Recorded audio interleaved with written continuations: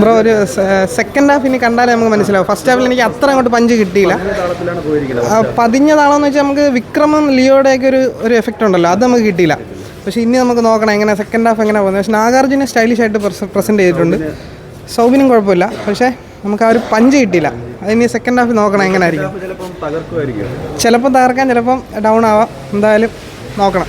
Half നമ്മളെ ലോകിയുടെ ഒരു സംഭവം എന്ന് പറയുമ്പോൾ നമുക്ക് ഭയങ്കരമായിട്ട് എനർജി കിട്ടേണ്ട ഒരു പടമാണ്. സൗബിൻ്റെ ഇതൊക്കെ ഇതൊക്കെ ട്രെയിലറൊക്കെ കാണിച്ചപ്പോഴത്തേക്കും ഭയങ്കരമായിട്ട്. പക്ഷേ വിനായകൻ്റെ അത്ര കണക്റ്റ് ആയിട്ടില്ല. നമ്മൾ വിനായകനായിരുന്നുവെങ്കിൽ കുറച്ചുകൂടെ ജയിലർ തന്നെ ഉണ്ടല്ലേ, വേറെ ലെവലല്ലായിരുന്നു. ബാക്ക്ഗ്രൗണ്ട് മ്യൂസിക്കും എല്ലാം BGM ഒക്കെ എല്ലാം. ഇതിൻ്റെ BGM എല്ലാം കൊള്ളാം, അനിരുദ്ധിൻ്റെ BGM എല്ലാം കൊള്ളാം. പിന്നെ സോങ് ഡാൻസും കാര്യങ്ങളൊക്കെ രചനത്തിൻ്റെ കൊള്ളാം. പക്ഷേ എത്രത്തോളം ആയിട്ടും കണക്റ്റിംഗ് ആയിട്ട് വരുന്നില്ല. അതായത് ഒരു വലിയ കണക്റ്റായിട്ട് വന്നിട്ടില്ല ഇതുവരെയായിട്ട്. നമ്മൾ ജയിലർ പോലെ ഒരു കണക്റ്റിങ് വന്നിട്ടില്ല. ഇനി സെക്കൻഡ് ഹാഫ് കണ്ടാലേ ഇനി പറയാൻ പറ്റുള്ളൂ.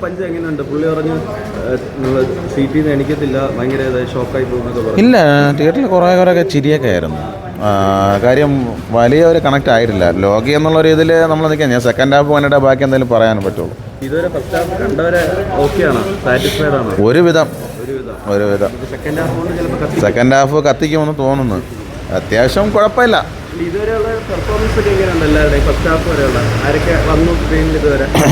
ഇതുവരെ ഇപ്പോൾ സൗബിന് വന്നു, പിന്നെ നമ്മുടെ ബാബുരാജുണ്ട്. ബാബുരാജിനെയൊക്കെ ഇതിലെടുത്തിടേണ്ട കാര്യമില്ലായിരുന്നു.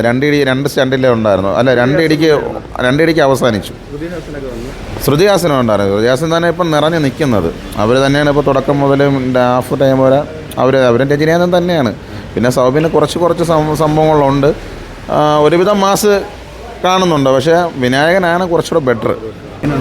ഫസ്റ്റ് ഹാഫ് കുറച്ചൊരു പതിഞ്ഞ താളത്തിലാണ് പോകുന്നത്.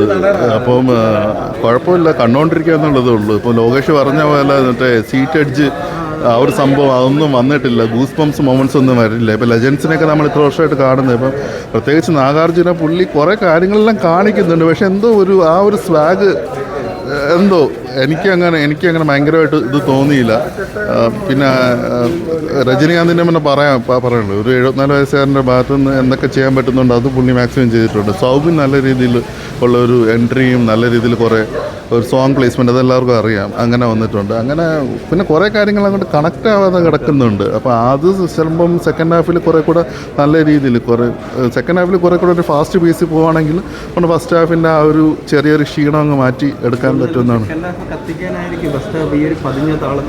ആയിരിക്കാം, അങ്ങനെയാണ് ഞാൻ പ്രതീക്ഷിക്കുന്നത്. കാരണം നമുക്കൊരു സീറ്റ് അടിച്ച് സംഭവം ഇതുവരെ വന്നിട്ടില്ല.